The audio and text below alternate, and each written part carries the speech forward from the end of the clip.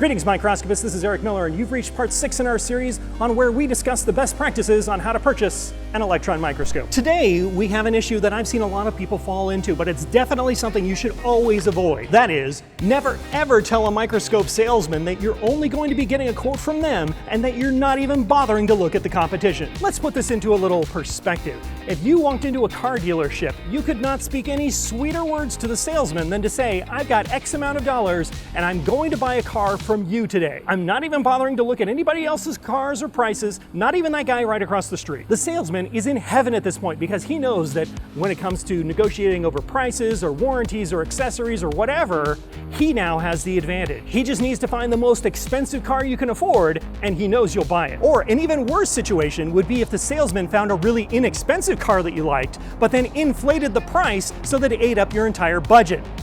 Those things have been known to happen. Buying an electron microscope is no different. Don't throw away your bargaining power by telling a vendor you're not even going to look at somebody else's microscope. The second you do that, the salesman knows he doesn't have to work very hard for your business, and prices are likely to stay high. And depending on the salesman and the company, those prices might actually go up. And if you have anything special you want to ask for, you're probably not going to get it, at least not without paying full price for it. Let the market work for you. The best way to bring these list prices down is by getting these companies to compete against one another. The other added bonus to shopping around is, who knows, you might run across an instrument that you like better than the one you thought you were going to buy. Hey, it never hurts to look. Hey, that's all I've got for you today. I hope it was informative for you. Make sure to subscribe and come back for future episodes learning how to purchase an electron microscope. Check out my socials and please contact me if you're interested in having me come to your site and teach you how to use your SEM.